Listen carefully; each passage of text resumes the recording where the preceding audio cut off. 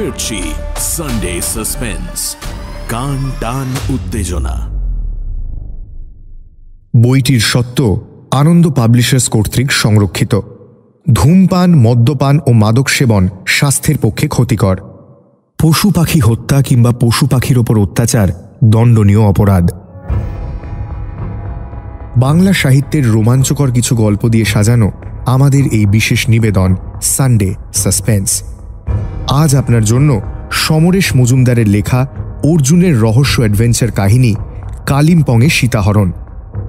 বাংলা সাহিত্যের এক উজ্জ্বল নক্ষত্র ছিলেন সমরেশ মজুমদার। তিনি জন্মগ্রহণ করেন 1944 সালের 10ই মার্চ। তাঁর সাহিত্য কীর্তির অনেকখানি জুড়ে রয়েছে উত্তর বাংলার পাহাড়, জঙ্গল ও চা বাগান।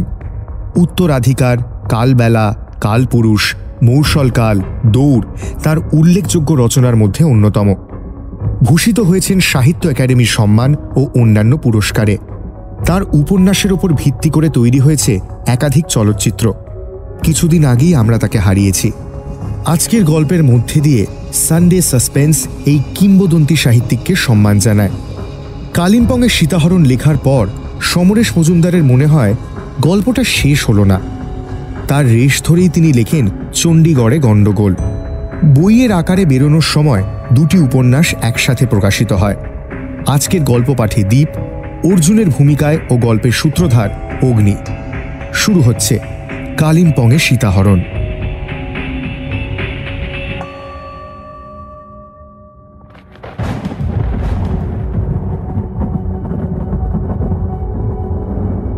একবার মেঘ জমলে আর আলোর ক্ষমতা নেই তাদের ঝেঁটিয়ে দূর করে। এমন মেঘ দেখলেই হরিমাধবের ষাঁড়ের দলটার কথা মনে পড়ে। ঘাড়ে গর্দানে মাংস চর্বি ঠিক ঠিক করছে, গায়ের রং ধবধবে সাদা।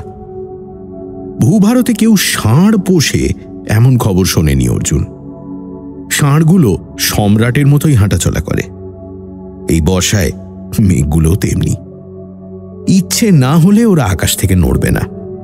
জলপাইগুড়ি শহরের বর্ষা একবার শুরু হলে আর রক্ষে নেই। অর্জুন দ্রুত পা চালালো। বৃষ্টি নামার আগেই তাকে হাকিমপাড়ায় অমল সোমের বাড়ি পৌঁছতে হবে। মুকুন্দদার থেকে সাইকেল নিয়ে প্যাডেলে চাপ দিল অর্জুন। একটার মধ্যে সাইকেল ফেরত দিতে হবে। তিস্তার বাঁধের গায়ে ছোট্ট বাগান ঘেরা কাঠের দোতলা বাড়িটা অমল সোমের। বাড়িতে অমলদা ছাড়া লোক বলতে একটা বোবা চাকর নাম হাবু। বাগানের গেট খুলে ঢুকতেই তাকে দেখতে পেল অর্জুন। অর্জুনকে দেখে একগাল হেসে দোতলার দিকে ইশারা করল সে। অর্থাৎ অমলদা এখন সাধনার ঘরে। অর্জুন প্রশ্ন করল, কখন ঢুকেছেন? জবাবে হাবু মাথা নাড়ল, একটু বেশি করে, অর্থাৎ অনেকক্ষণ। সাইকেলটা বারান্দায় রেখে একতলার বসার ঘরে পা রাখতেই ঝমঝমিয়ে বৃষ্টি নামল। এই সময় একটা গাড়ির আওয়াজ কানে এলো। অর্জুন বারান্দায় দাঁড়িয়ে দেখল একটা নীল গাড়ি গেটের মুখে এসে দাঁড়িয়েছে। হাবু এখন বাগানে নেই, নিশ্চয়ই পিছনের রান্নাঘরে গিয়ে ঢুকেছে। মিনিট দুয়েক পর গাড়ির পিছনের দরজাটা খুলল কেউ। তারপর ছাতা খুলে এগিয়ে এলেন এক ভদ্রলোক। পরনে সিল্কের পাঞ্জাবি আর চোস্ত পাজামা। বয়স 40-এর নিচে নয়। বারান্দায় উঠে ছাতা নামিয়ে জিজ্ঞেস করলেন, আচ্ছা, এটা কি অমল সোমের বাড়ি? হ্যাঁ, আসুন। অমলবাবুকে একটু খবর দেবেন। একটু অপেক্ষা করতে হবে। অপেক্ষা করব? কেন? আপনি তো বললেন উনি বাড়িতেই আছেন। আছেন, তবে ব্যস্ত আছেন। আমি খবর দিচ্ছি। অর্জুন পর্দা সরিয়ে ভেতরের স্টাডিতে এলো। দেওয়াল আলমারিগুলো বইপত্রে ভর্তি। দরজায় হাবু দাঁড়িয়েছিল। ইশারায় জিজ্ঞেস করল, চা খাবে? সে মাথা নেড়ে হ্যাঁ বলতেই হাবু চলে গেল। কানে তালা লাগিয়ে বাজ পড়ল কোথাও। আর তখনই অমল সোম নেমে এলেন ওপর থেকে। আরে, কখন এলে? এই তো কিছুক্ষণ আগে। তা এই অসময়? বলছি, আপনার একজন গেস্ট এসেছেন। কে এলো আবার? কই, কেউ নেই তো। অর্জুন অমলদার সাথে পাশের ঘরে গিয়ে দেখল ঘর ফাঁকা। লোকটা নেই। আশ্চর্য ব্যাপার, বাইরে গাড়িটাও নেই। কি হয়েছিল বলো তো অর্জুন? একটা লোক এসে আপনার খোঁজ করছিল, অপেক্ষা করতে হবে শুনে বিরক্ত হচ্ছিল। সে প্রয়োজন থাকলে আবার আসবেন, কিন্তু কিন্তু এইটা কি? অমলদা টেবিল থেকে একটা কার্ড তুলে নিলেন। সাদা কার্ডের পেছনে লেখা প্লিজ কল মি, তারপর একটা ফোন নাম্বার। কার্ডে নাম লেখা UN রায়। UN রায়? এই নামের কাউকে চিনি বলে তো মনে পড়ছে না। তুমি বললে লোকটা বিরক্ত হচ্ছিল, তার মানে সে মন ঠিক রাখতে পারছে না এবং ধৈর্য নেই। এসবের কারণ লোকটার মাথার উপরে বিপদের খাঁড়া ঝুলছে, কিন্তু যাওয়ার আগে তোমাকে বলে যেতে পারত। অবশ্য মাথা ঠিক না থাকলে। জাগে, তুমি বলো অর্জুন বাবু, কি সংবাদ? আপনার জন্য একটা চিঠি আছে। চিঠি? কে দিয়েছে? কালিম্পংয়ের বিষ্টু সাহেব। বিষ্টু সাহেব আমার চিঠি তোমাকে পাঠালেন কেন? সতর্কতা অবলম্বন করছেন হয়তো। অর্জুন পকেট থেকে একটা বড় খাম বের করলো। সেই খামের মধ্যে ছিল চিঠি এবং একটা ছোট মুখ বন্ধ খাম। সে চিঠিটা পড়ে শোনালো। স্নেহের তৃতীয় পাণ্ডব, তোমার পত্র পাইয়াছি। একটি বিশেষ দরকারে এই পত্র লিখিতেছি। সঙ্গে একটি মুখবন্ধ খাম দেখিবে। উহা যথাশীঘ্র গোয়েন্দা সাহেবের হাতে পৌঁছিয়া দিবে। সরাসরি পাঠাইলাম না, কারণ গোয়েন্দাদিগের প্রচুর শত্রু থাকে। আশীর্বাদক বিষ্ণুচরণ পত্রনবীশ ওরফে বিষ্টু সাহেব। অমল সোম খাম ছিঁড়ে চিঠিটা পড়ে সোজা হয়ে বসলেন। হাবু এসে চা রেখে গেল টেবিলে। শব্দ করে চায়ে চুমুক দিয়ে তিনি বললেন,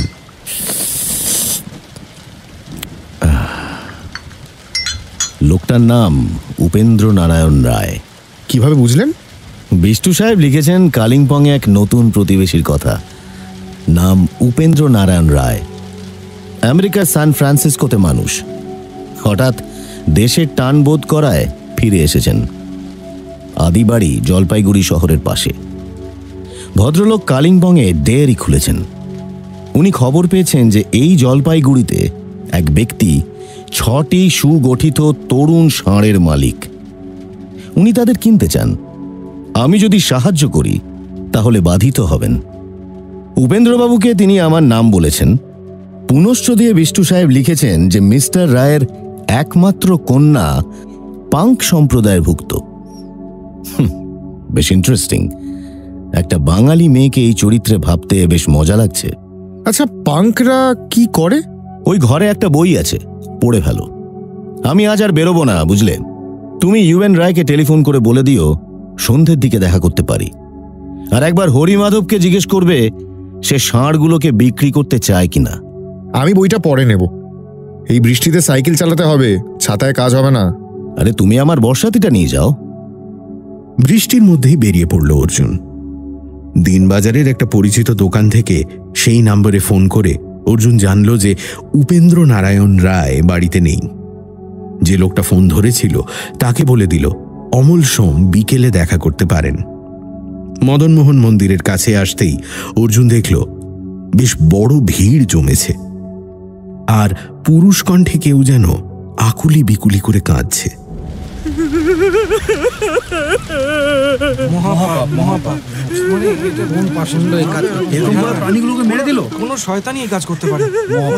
সাইকেল থেকে নেমে কয়েক পা এগোতেই অর্জুন দেখল একটা 8 চালার তলায় 6টা ষাঁড় পাশাপাশি মরে পড়ে আছে। তাদের মাঝখানে বসে হরিমাধব কপাল চাপড়ে কেঁদে চলেছে সমানে। স্পষ্ট বোঝা যাচ্ছে এটা একটা হত্যাকাণ্ড। হঠাৎ বিদ্যুৎ ঝলকের মতো তার মনে পড়ল, UN রায় এই ষাঁড়গুলোকে কিনতেই এসেছিলেন। তার আগেই কেউ এদের খতম করে দিয়েছে। অর্থাৎ কেউ বা কারা UN রায়কে বাগড়া দিতে চায়। একটা লোককে জিজ্ঞেস করায় বলল, সকালেও ষাঁড়গুলো ঠিক ছিল। খানিক আগে এক ভদ্রলোক গাড়ি করে এসে হরিমাধবকে বলছিলেন ষাঁড়গুলো কিনতে চান, তাই একটু দেখবেন। হরিমাধব বলে দিয়েছিল প্রাণ থাকতে ষাঁড় বিক্রি করবে না, কিন্তু ভদ্রলোক এমন চাপাচাপি করতে লাগলেন যে দেখাতেই হলো। আর এসেই এই দৃশ্য। ভদ্রলোক এখন কোথায়? উনি সঙ্গে সঙ্গেই চলে গেলেন। লোকটাকে দেখতে কেমন ছিল? মাথায় টাক ছিল, থানায় খবর দিয়েছেন আপনারা? হ্যাঁ, লোক গিয়েছে থানায়। অর্জুন সরে এলো সেখান থেকে। মুকুন্দদাকে সাইকেলটা ফেরত দেওয়ার সময় দেওয়াল ঘড়িতে দেখল 1:45 বাজে। ভাবল, ডেয়ারির জন্য 6টা ষাঁড়ের কি দরকার?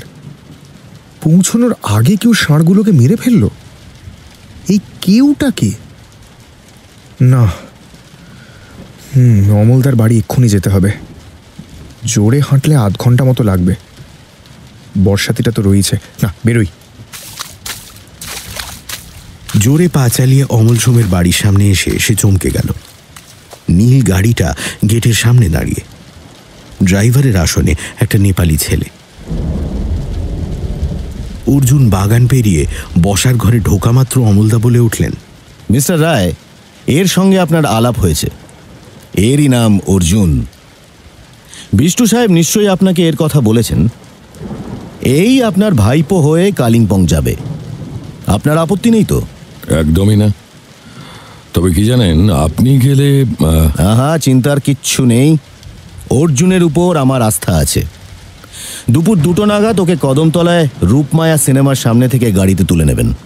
আপনাকে কত অ্যাডভান্স দিতে হবে? 1 পয়সাও না। আপনার কাজ আগে হোক। ইউএন রায় বেরিয়ে গেলে অমলদা 300 টাকা বের করে বললেন, বাড়ি গিয়ে খেয়ে দে কদমতলা পৌঁছে যাও। মাসিমাকে বলো দিন কয়েকের জন্য তুমি কালিম্পং যাচ্ছ। টাকাটা রাখো। আরে ব্যাপারটা কি? আমি তো কিছুই... এখনো সবে সময় নেই। বিষ্টু সাহেবের অনুরোধ ফেলতে পারি না বলে কেসটা নিতে হলো। ইউএন রায়ের সঙ্গেই তুমি থাকবে। দিনে ঘুমোবে, রাত্রে জাগবে। দেখবে ওই বাড়িতে কেউ আসছে কিনা। দ্বিতীয়ত, ইউএন রায়ের মেয়ে বাড়ি থেকে বের হয় কিনা, কে কে তার সঙ্গে যোগাযোগ করে, সব দেখবে। তেমন কিছু না ঘটলে 5 দিন বাদে ফিরে এসো। তোমার পরিচয়, তুমি রায় সাহেবের ভাইপো উপল, এখানকার কলেজ স্টুডেন্ট। ওকে? অমলদা, পাঙ্কতে নিয়ে লেখা বইটা আমাকে দেবেন? ওটা এই সুযোগে পড়ে ফেলি। হ্যাঁ, তবে সাবধান, তোমাকে যেন ওই বই পড়তে কেউ না দেখে, স্পেশালি রায় সাহেবের মেয়ে। বইটা একটা রঙিন প্লাস্টিক জ্যাকেটের মধ্যে ঢুকিয়ে কোমরে গুঁজে নিল অর্জুন। মলাটে বিভৎস সাজে সাজা একটা মেয়ের অদ্ভুত হাসি মুখ। ব্যাগ গুছিয়ে অতি কষ্টে মাকে ম্যানেজ করে 2টো নাগাদ রূপমায়া সিনেমার কাছে এসে অর্জুন দেখল নীল গাড়িটা দাঁড়িয়ে আছে। ইউএন রায় তাকে দেখতে পেয়ে পেছনের দরজাটা খুলে দিলেন। সে বসল পেছনের সিটে মিস্টার রায়ের পাশে। গাড়ি ছেড়ে দিল।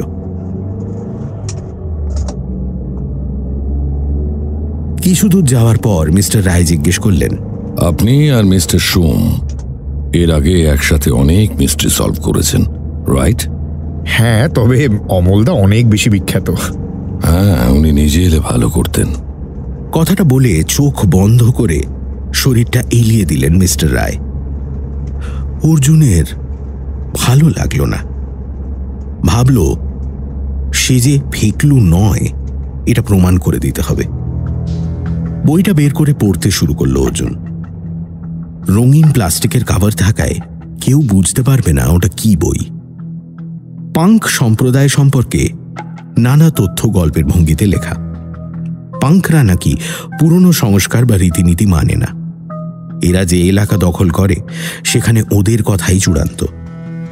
দলে 18 থেকে 25-এর মধ্যে ছেলেমেয়েরা আছে, খুবই নির্দয় আর পাষণ্ড টাইপের। প্রয়োজনে ছিনতাই করতে দ্বিধা করে না। ছেলে মেয়ে উভয়ই কানের 2 ইঞ্চি ওপর পর্যন্ত মসৃণভাবে কামিয়ে ফেলে মাথার চুল। অনেক বড়লোক পরিবারের ছেলে মেয়ে এই দলে যোগ দিয়েছে।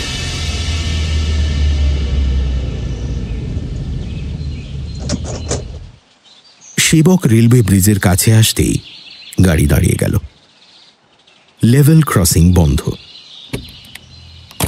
অর্জুন দরজা খুলে পিচের রাস্তায় নামতেই এক ঝলক টাটকা ঠান্ডা হাওয়া শরীরে লাগলো। 2-1 পা এগিয়ে পেছনে তাকাতেই মনে হলো কেউ একজন গাড়ির আড়ালে চলে গেল। অর্জুন নিশ্চিত যে লুকিয়েছে সে তার মুখোমুখি হতে চায়নি। এক ঝলক দেখে মনে হয়েছে লোকটা শক্তিশালী চেহারার, মাথা কামানো, গায়ের রং ধবধবে ফর্সা, পরনে চৌকো ছাপ মারা জামা। একবার পিছিয়ে গিয়ে লোকটাকে দেখব? না থাক, ওকে যে সন্দেহ করছি সেটা বুঝতে না দেওয়াই ভালো।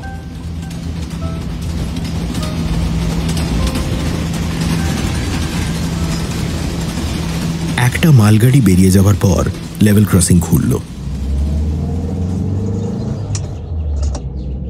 করোনেশন ব্রিজ ডান দিকে রেখে গাড়ি পাহাড়ি পথে এঁকে বেঁকে উঠতে লাগল। হঠাৎ একটা গর্জন কানে এলো। চোখে পড়ল বাঁদিকের পাহাড় থেকে বিশাল জলরাশি আছড়ে আছড়ে পড়ছে রাস্তায়। শব্দ শুনে উঠে বসেছিলেন মিস্টার রায়। বিউটিফুল। কাল যাওয়ার সময় তো এমনটা দেখিনি। পাহাড়ে বৃষ্টি হলে পাগলা ঝোড়া এইরকমই ক্ষেপে ওঠে।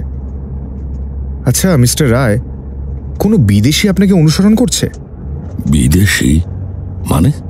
আপনার কেসটা অমল সোমের কাছ থেকে শোনার সময় পাইনি। কিছু না জেনেই জিজ্ঞেস করছি, আপনি কোনো বিদেশির থেকে বিপদের আশঙ্কা করছেন? হ্যাঁ, প্রায় তাই। But how do you know? আমার বিশ্বাস কেউ এই গাড়িকে ফলো করছে। লেভেল ক্রসিংয়ে যখন দাঁড়িয়েছিলাম তখন একটি বিদেশি চেহারার ন্যাড়া মাথার মানুষকে দেখলাম। গাড়ির দিকে আসতে আসতে লুকিয়ে পড়ল। কিরকম দেখতে লোকটাকে? লম্বা, স্বাস্থ্য ভালো, মাথা কামানো। আচ্ছা, সামনেই তো কালীছোড়ার ডাকবাংলো পড়বে, ওখানে অপেক্ষা করে পেছনের গাড়িগুলোকে আমরা দেখতে পারি। না না না না না, তার দরকার নেই। আমি খুব তাড়াতাড়ি কালিম্পংয়ে পৌঁছতে চাই। আমার মেয়ে অনেকক্ষণ একা আছে।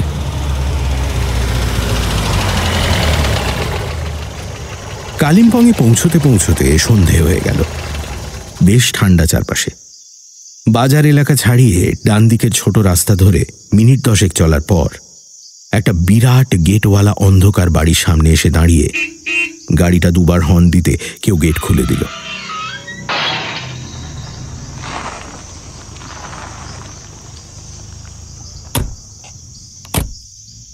একজন দারোয়ান গোছের লোক এসে গাড়ির দরজা খুলল। বাড়ি তো নয়, যেন প্রাসাদ। এসো উপল, জিনিসপত্রগুলো ওরাই ঘরে পৌঁছে দেবে।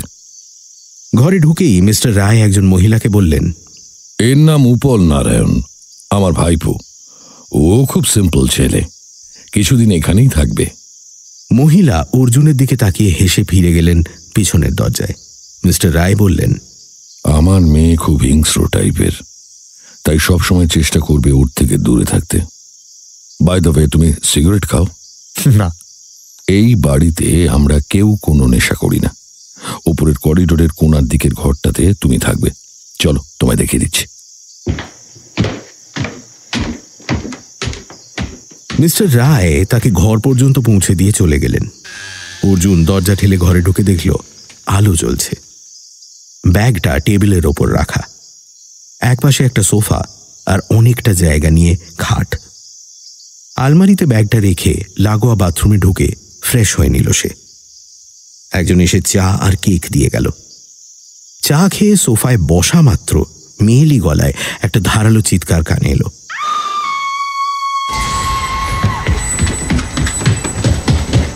অর্জুন নিচে নেমে এলো। ওই আচমকা চিৎকারের রহস্যটা জানতে ইচ্ছে করছিল। এই সময় মিস্টার রায় নেমে এলেন। কি ব্যাপার?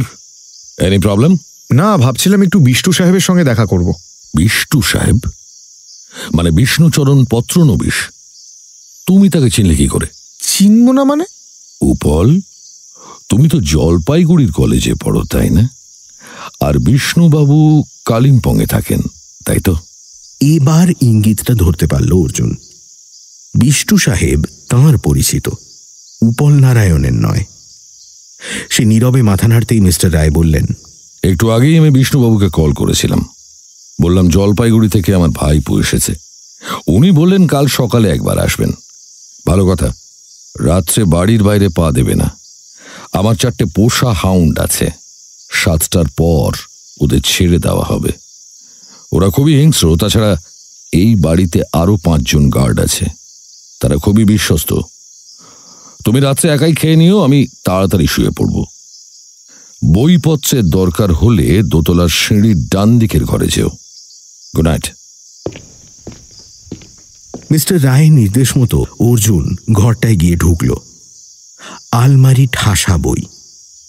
4 নম্বর আলমারিতে ক্রাইমের ওপর লেখা বই দেখতে পেয়ে এসে দাঁড়ালো। ঠিক পিছন থেকে কেউ যেন মৃদু স্বরে শীষ দিয়ে উঠল। অর্জুন পিছনে তাকিয়ে অবাক হয়ে গেল। অপূর্ব সুন্দরী একটি মেয়ে দাঁড়িয়ে রয়েছে দরজায়। পরনে পা ঢাকা একটা ম্যাক্সি, ঘন কালো চুল কাঁধ অবধি, কিন্তু দু চোখ ধক ধক করে জ্বলছে। সে হিংস্র জড়ানো গলায় অর্জুনকে জিজ্ঞেস করল, আমার নাম উপল নারায়ণ রায়, আপনার খুড়তুতো ভাই, কাকার ছেলে। তুমি আবার কোথেকে এসে জুটলে এখানে? আপনার বাবা নিয়ে এসেছেন। জানলে কি করে উনি আমার বাবা? জানো আমি কে? এই সময় সেই মহিলা এসে মেয়েটির কাঁধে হাত রাখলেন। সীতা, সীতা, প্লিজ শান্ত হও। তোমরা কি ভেবেছো যাকে তাকে বাড়িতে নিয়ে আসবে? আমি জানতে চাই এই লোকটা কে। ও তোমার ভাই, তোমার বাবার ভাইয়ের ছেলে। ওকে তো ভূতের মতো দেখতে। সীতা, তুমি এখন ঘরে চলো, এত এক্সাইটমেন্ট ভালো নয়। এই যে ভূত, জেনে রাখো এরা আমাকে বন্দি করে রেখেছে, কিন্তু ওরা আমাকে উদ্ধার করবেই। এতদিন একা ছিলাম, কোত্থেকে আবার একটা ভাই এসে জুটলো। আমি আমি সান ফ্রান্সিসকো ফিরে যেতে চাই। মেয়েটি আস্তে আস্তে ঝিমিয়ে পড়ল। পরিচারিকা তাকে 2 হাতে জড়িয়ে ধরে ধীরে ধীরে ঘর থেকে বেরিয়ে গেলেন। অর্জুন ঘরে ফিরে আবার বইটা নিয়ে বসল। সেখানে লেখা আছে প্রত্যেকটা পাঙ্ক মাদক দ্রব্যের শিকার।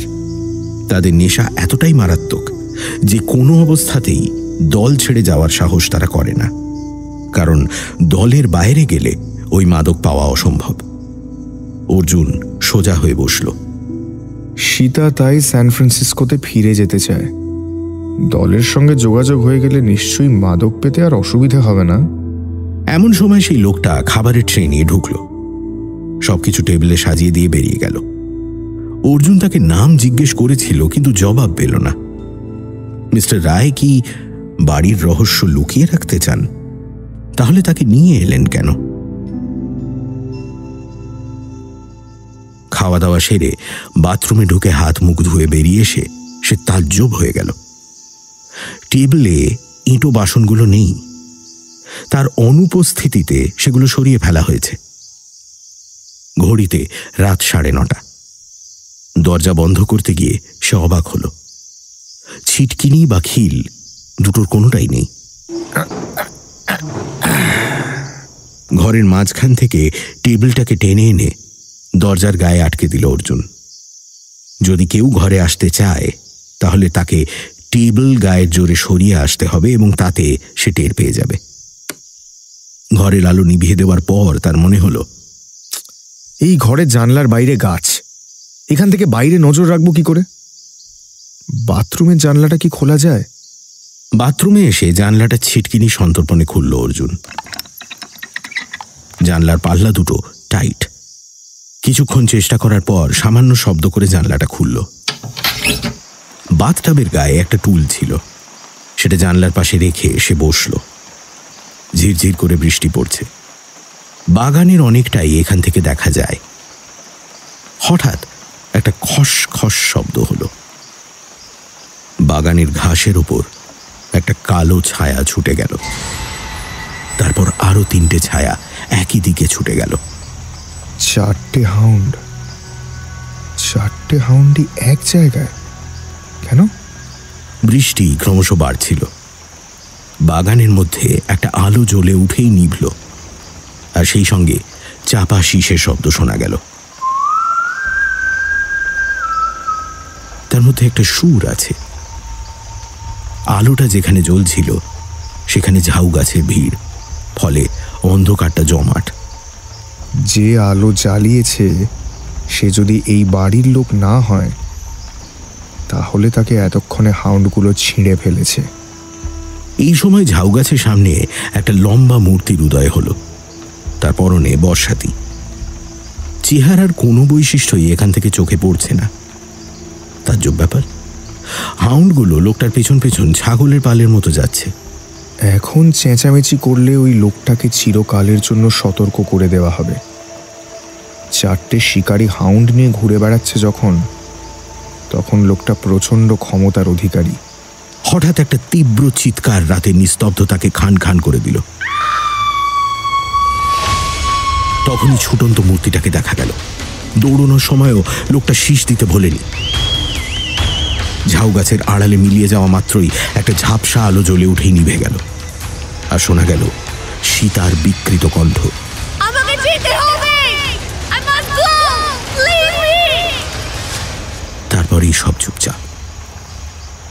চিৎকারের পরও বাড়িতে কারো সাড়া শব্দ নেই। বৃষ্টি পড়েই চলেছে। অর্জুন নিজের অজান্তেই ঘুমিয়ে পড়েছিল। ঘুম ভাঙল একটা শব্দে। কেউ যেন দরজা খোলার চেষ্টা করছে। সে তড়াক করে উঠে দরজার সামনে থেকে টেবিলটা সরিয়ে এনে রেখে দিল যথাস্থানে। বাইরে আলো ফুটেছে কিনা বোঝা যাচ্ছে না। তাহলে দরজায় শব্দ করল কে? অর্জুন আবার বিছানায় এলিয়ে পড়ে কম্বলটা টেনে নিল। সকাল 10টা নাগাদ ঘুম ভাঙতে দেখল মাথার পাশে একটা টুলের ওপর ট্রেতে রাখা আছে চায়ের পট আর কাঁচের পাত্রে জেলি আর বিস্কিট। ফ্রেশ হয়ে চা বিস্কিট খেয়ে অর্জুন ঘর থেকে বেরিয়ে এলো। কচি কলাপাতার মতো রোদ উঠেছে আজ। অন্যমনস্ক হওয়ার ভান করে অর্জুন তার ঘরের বাথরুমের নিচে চলে এলো। কাল রাতে আলোটা কোথায় চলেছিল আর হাউন্ডগুলো কোথায় ছুটে গেছিল? হয়তো তো ঝাউ গাছগুলো না, ওই দিকেই হবে। গাছের আড়ালে পাঁচিল দেওয়া, তার ওপর ধারালো কাঁটাতার। কিন্তু লোকটা ফিরেছে কোন রাস্তায়? পায়ের ছাপ, ওই যে, লোকটা কেটস পরে এসেছিল, বাঁ দিকটা ক্ষয়ে এসেছে। জুতোর ছাপটা বাঁ পায়ের। অর্জুন একটা বড় পাতার টুকরো তুলে ওটাকে চাপা দিয়ে তার উপর ইঁটের টুকরো বসিয়ে দিল। বাগানে ঘুরে গেটের কাছে আসতেই সে বিষ্টু সাহেবকে দেখল। তাকে দেখতে পেয়েই উৎফুল্ল গলায় তিনি বলে উঠলেন, এই যে মধ্যম পাণ্ডব। আরে আস্তে আস্তে, এখানে আমার নাম উপল নারায়ণ রায়, আমি ইউএন রায়ের ভাইপো। আপনার সঙ্গে আলাপ নেই। এই বাবা, ভুলেই গেছিলাম। আচ্ছা, মিস্টার রায় কোথায়? জানি না, সকালে ওঠার পর আর দেখতে পাইনি। ডেয়ারিতে আছেন হয়তো। এসো বাগানেই বসি কিছুক্ষণ, কতদিন পর দেখা হলো তোমার সঙ্গে। আশেপাশে কেউ নেই, কথা বললে কারোর কানেও যাবে না। আচ্ছা শুনুন, কালকের ঘটনাটা বলে দিই আপনাকে। অমলদা বলেছেন প্রতিদিনের রিপোর্ট আপনার মাধ্যমে পাঠাতে। আজ লেখার সময় পাইনি বলে মুখেই বলে দিচ্ছি। বলো না, আমার মেমোরি খুব শার্প। অর্জুন গতকালের সেবক রেল ক্রসিং থেকে শুরু করে রাতের সেই লম্বা মূর্তির কথা, চিৎকারের কথা সব বলল। বিষ্টু সাহেব সব শুনে বললেন, আরে বাস, এ তো রীতিমতো থ্রিলার। এই সময় মিস্টার রায় এসে উপস্থিত হলেন। এই যে আপনার ভাইপো উপল নারায়ণের সঙ্গে আলাপ করছিলাম। তা বেশ, তা বেশ। আচ্ছা, কাল রাতে তুমি কোনো চিৎকার শুনেছিলে? কাল সন্ধে শুনেছিলাম একবার, রাতে তো। যাই হোক, আপনার হাউন্ডগুলোকে একবার দেখা যায়? ও নিশ্চয়ই নিশ্চয়ই, এসো আমার সঙ্গে। প্রাসাদের ডান দিকে লোহার গড়াত দেওয়া ঘরে আছে হাউন্ডগুলো। ওরা চিৎকার করছে না, কিন্তু মুখের ভাব আর চোখের চাউনি বলে দিচ্ছে যে শিকারকে ছিঁড়ে খুঁড়ে দেওয়ার ক্ষমতা ওরা রাখে। এরা খুবই ভয়ঙ্কর। সান ফ্রান্সিসকো থেকে অনেক খরচ করে এদের আনিয়েছি। ওদের ভরসাতেই রাত্রে নিশ্চিন্তে থাকি। জানেন বিষ্ণুবাবু, জলপাইগুড়ির কাজটা হলো না। গিয়ে দেখি ষাঁড়গুলোকে মেরে ফেলা হয়েছে। ওগুলো আমার ডেয়ারিতে কাজে লাগতো। অর্জুনের মাথায় কালকে সুরটা ঘুরছিল। সে সেই একই সুরে শীষ দিল, আর সঙ্গে সঙ্গে কুকুরগুলোর সতর্ক ভঙ্গি উধাও হয়ে গেল। চারজনই আদুরে ভঙ্গিতে রেলিংয়ে গা ঘষতে শুরু করল। অর্জুন রেলিংয়ের ফাঁক দিয়ে হাত গলিয়ে একটার গায়ে হাত বুলিয়ে দিল। তারপর পিছিয়ে এসে শীষ দেওয়া বন্ধ করতেই হাউন্ডগুলো ছুটে এলো রেলিংয়ের দিকে। তারপর আগের মতোই হিংস্র ভঙ্গিতে তাকিয়ে রইল। মিস্টার রায়, বিষ্টু সাহেব দুজনেই হাঁ। তুমি এই শীষটা শিখলে কি করে? কুকুরদের চরিত্র নিয়ে একটা বই পড়েছি আমি। তাতে লেখা আছে কি করে হিংস্র কুকুরদের বশ করা যায়। এই শীষের সুরের স্বরলিপিও সেখানে আছে। এমন সময় সেই মহিলা এসে ঘরে ঢুকলেন। কি ব্যাপার মিস্টার রায়? আমি উপর থেকে দেখলাম আপনি খুব উত্তেজিত হয়ে কথা বলছেন। এই হাউন্ডগুলো অপদার্থ, ইউজলেস। এইটুকু একটা ছেলে জাস্ট একটা শীষ দিয়ে ওদের বেড়ালের মতো পোষ মানিয়েছে। তাই? কিভাবে পোষ মানালো এদের? ওই শীষ দিয়ে। শীষ দিয়ে? কোথায় শিখেছ? একটা বইতে পড়েছিলাম। I see. এখন একবার শীষ দিয়ে দেখাও তো দেখি। শীষটা মাঝে মাঝে মনে পড়ে, তখন কাজে লেগে যায়। এখন ঠিক মনে পড়ছে না আর কি। এনিওয়ে, এখানে দাঁড়িয়ে থেকে কোনো লাভ নেই, চলো ভেতরে যাওয়া যাক। ঘর থেকে বেরোনোর সময় অর্জুন দেখল মহিলা তার দিকে আর চোখে তাকিয়ে আছেন। নিশ্চয়ই সন্দেহ করছেন তাকে। ড্রয়িং রুমে এসে বিষ্টু সাহেব বেরিয়ে গেলে ব্রেকফাস্ট করে ঘরে ফিরে এলো অর্জুন। রাত্রে এই বাড়িতে আগন্তুক আসে, আর তখনই মেয়েটি চেঁচায়। কাল রাত্রে মিস্টার রায় মেয়েটির চিৎকার শুনেছিলেন, কিন্তু তাহলে কিছু করলেন না কেন? আর এত কিছুর পরেও পুলিশে যাচ্ছেন না কেন? অর্জুনের মনে হলো পাঙ্কদের উপর লেখা বইটা শেষ করবে, কিন্তু ব্যাগটা খুলেই চমকে উঠল। বইটা নেই। তন্ন তন্ন করে খুঁজেও সেটা পাওয়া গেল না। সে যে পাঙ্কদের নিয়ে পড়াশোনা করছিল সেটা তো চোর এতক্ষণে জেনে গিয়েছে।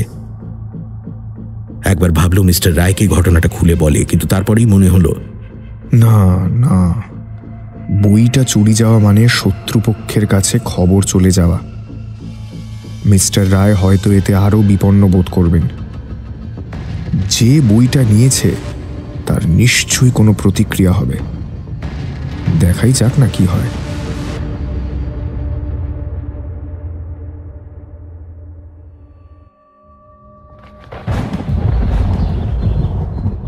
দুপুর থেকে কালো হয়ে এলো আকাশ। হঠাৎ ঘরের বাইরে গলার আওয়াজ পাওয়া গেল। সীতা, যেও না, ও হয়তো ঘুমোচ্ছে। দুপুরে আবার কেউ ঘুমোয় নাকি? আমি আমার ভাইয়ের সাথে দেখা করতে চাই। পর্দা সরিয়ে ঘরে ঢুকল সীতা। অর্জুন বিছানায় উঠে বসে তার দিকে তাকিয়ে হাসল। বলেছিলাম না দুপুরে কেউ ঘুমোয় না। ড্যাডি বলেছেন আমি ওর সঙ্গে ইচ্ছে হলে কথা বলতে পারি। না প্লিজ লিভ আস। মহিলা অনিচ্ছা সত্ত্বেও ঘর থেকে বেরিয়ে গেলেন, আর বজ্র বিদ্যুৎ সহ মুষলধারে বৃষ্টি নামল। সীতা অর্জুনের চোখে চোখ রেখে জিজ্ঞেস করল, নাও টেল মি, তুমি কে? মানে? তুমি আমার ভাই নাও। ড্যাডি আমাদের কখনো বলেনি যে তার ভাইপো আছে। হঠাৎ পরশু তোমাকে নিয়ে হাজির করলো। কি করে মনে হলো তোমার ড্যাডির কথা মিথ্যে? তুমি নাকি গ্রামের ছেলে। তো গ্রামের ছেলে হাউন্ডের পিঠে হাত বোলাতে পারে? তোমার গ্রামে পাঙ্কদের বই পাওয়া যায়। অ্যান্ড হুজ অমল সোম। অর্জুনের মনে পড়ল বইয়ের পিছনে মলাটে অমলদার নাম লেখা রয়েছে। কাছেই বাজ পড়ল জোরে। অর্জুন সীতার দিকে এক দৃষ্টি তাকিয়ে থেকে বলল, অমল সোম আমার বন্ধু। তুমি তাহলে বইটা আমার ব্যাগ থেকে চুরি করেছো? That is not important. সেটা ইম্পর্টেন্ট নয়। আসল কথা হলো আমি একজন পাঙ্ক, আর তুমি সেটা জানো। কিন্তু তুমি জানো না পাঙ্করা কতটা ফেরোশিয়াস হয়। পাঙ্কদের ব্যাপার স্যাপার তোমার মতো বোকারা বুঝবে না। আমি বুঝে গিয়েছি।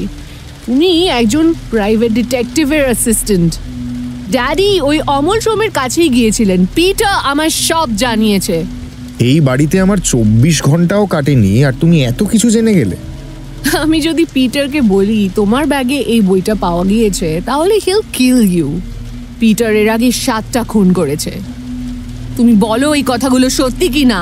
তুমি তোমার ড্যাডিকে জিজ্ঞেস করছো না কেন?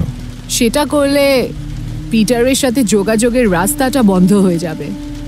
তাহলে তুমি স্বীকার করছো যে কথাগুলো সত্যি।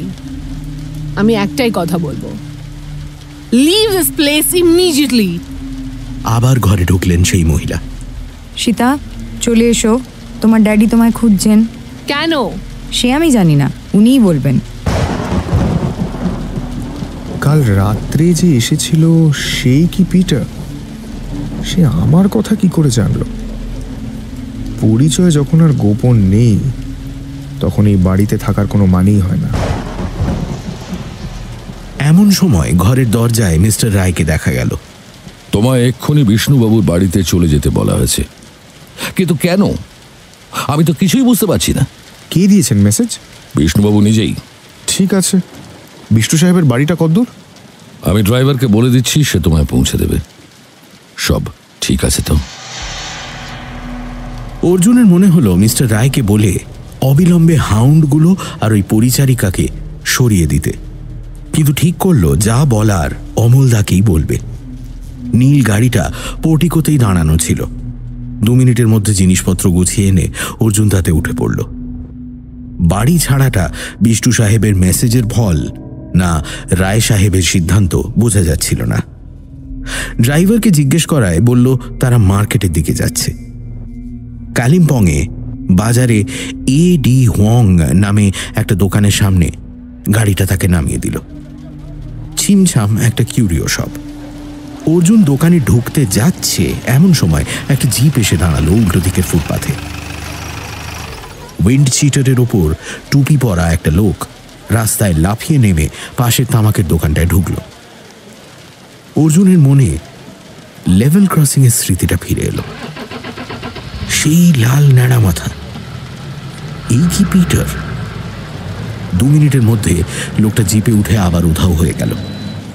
ইতিমধ্যে এডি হোয়াং নামের দোকানের ভেতর থেকে একটা লোক অর্জুনের নাম শুনে উল্টো দিকের হোটেলে 15 নম্বর ঘরে যেতে বলল।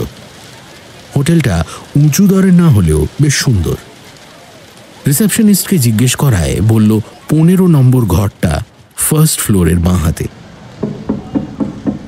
ঘরের দরজায় সামান্য ইতস্তত করে টোকা দিতেই একটা চেনা গলা পেল অর্জুন। কামেন। আরে বিষ্ণু সাহেব, আপনি? হ্যাঁ, কালিম্পং তো আমারই জায়গা। চা কফি কিছু খাবে? না, ব্যাপার কি বলুন তো? আমার তো 5 দিন থাকার কথা ছিল। আজ আপনি এখানে হঠাৎ ডেকে পাঠালেন কেন? দেখো, প্রতিপক্ষ সব জেনে গেছে, বুঝলে? তুমি কে, কোত্থেকে এসছো, সবই ওরা এখন জানে। কিন্তু ওরা কারা আর জানলই বা কি করে? সেটা বলতে পারবো না, তবে শুনেছি খুব ডেঞ্জারাস। আপনি কি অমলদার কাছে রিপোর্ট পাঠিয়েছেন? পাঠিয়েছি। তাহলে আমরা কি জলপাইগুড়ি ফিরে যাব? এত যাবেটা কি করে? বিরাট ধস নেমেছে, রাস্তা বন্ধ। পরশুর আগে যাওয়া যাবে না। আপনি একটু বসুন, আমি একটু ঘুরে আসছি। ঘন্টাখানেকের মধ্যেই ফিরব। বৃষ্টির জন্য রাস্তাঘাট একদম ফাঁকা। অর্জুন চলে এলো সেই তামাকের দোকানটায়। কাউন্টারে একটা অল্প বয়সী মেয়ে বসেছিল। অর্জুন তাকে দেখে মিষ্টি হেসে বলল, আমায় মিস্টার পিটা পাঠিয়েছেন। উনি কি দোকানে কিছু ফেলে গেছেন? পিটা? কে পিটা? ওই যিনি একটু আগে জিপ চালিয়ে এসেছিলেন। কিন্তু উনি যে বললেন ওনার নাম জন, বোধহয় পাসপোর্টে তাই লেখা আছে। কিছু ডলার ভাঙিয়েছিলেন আমার ভাইয়ের কাছে। না, উনি তো কিছু ফেলে যাননি। আচ্ছা, ধন্যবাদ। আমি ওকে সে কথাই বলবো। আচ্ছা, আপনি কি উডল্যান্ড হোটেলের দিকে যাচ্ছেন? আসলে উনি আমাকে একটা বিশেষ তামাকের জন্য রিকোয়েস্ট করেছিলেন, তখন সেটা পাচ্ছিলাম না, এখন পেয়েছি।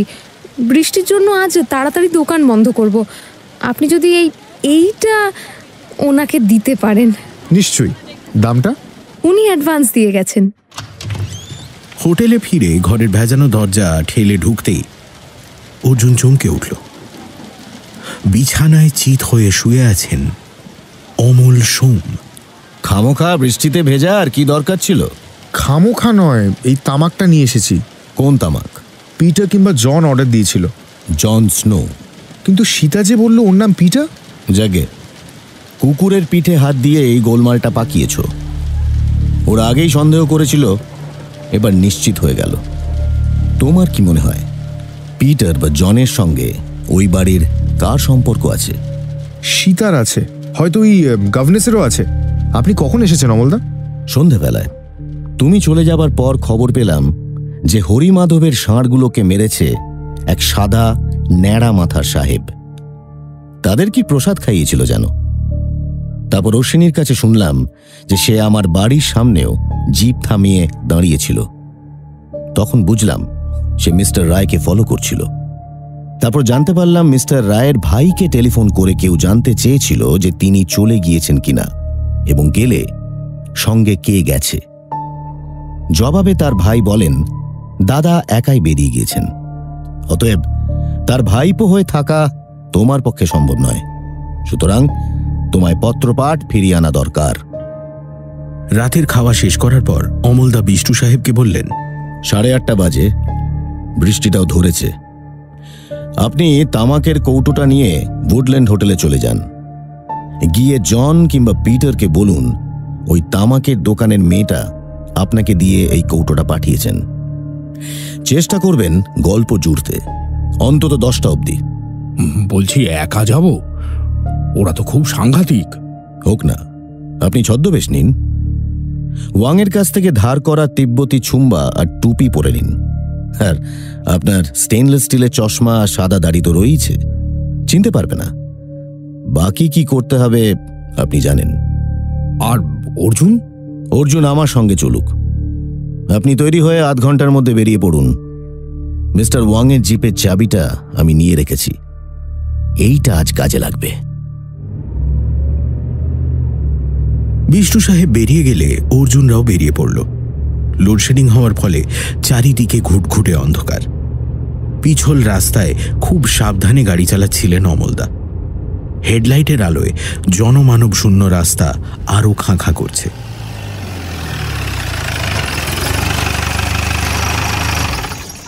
ইউএন রায়ের বাড়ির আন্দাজ 200 গজ আগে গাড়িটা দাঁড় করালেন। ওরা গাড়ি থেকে নেমে হাঁটতে শুরু করল। কাল রাত্রে পিটার বা জন এসেছিল 1টা নাগাদ। আজ মনে হয় ভোরের আগেই আসবে। মাঝরাত্রে গাড়ি চালিয়ে নিচে যাওয়াটা ঝুঁকির হয়ে যাবে। পুলিশে খবর দেননি? মিস্টার রায় চান না ঘরের কেলেঙ্কারি বাইরে যাক। পাঁচিলের পাশে একটা ঝাঁকড়া গাছের নিচে দাঁড়ালো ওরা। বাগানের মধ্যে 4টে জন্তুর চাপা গর্জন শোনা গেল। অমলদা বললেন, আমি বাড়ির ভেতরে যাচ্ছি, তুমি শীষটা দাও। অমলদা অন্ধকারে মিলিয়ে গেলেন। প্রথমে শীষটা অর্জুনের মুখ থেকে ভালো করে বেরোল না। তারপর শীষটা আসতেই ওপাশের বাগানে হাউন্ডগুলো এসে দাঁড়ালো। ওরা শীষের আওয়াজ শুনছে। এরপর বাগানের ওপাশ থেকে একটা শীষ বাজল। কুকুরগুলো দৌড়ে গেল সেদিকে। অর্জুন দেখল মাটি ফুঁড়ে একটা লোক হাজির হয়েছে এবং তার শীষের আওয়াজটা অনেক বেশি সুরেলা। কুকুরগুলো তার সামনে চুপচাপ দাঁড়িয়ে।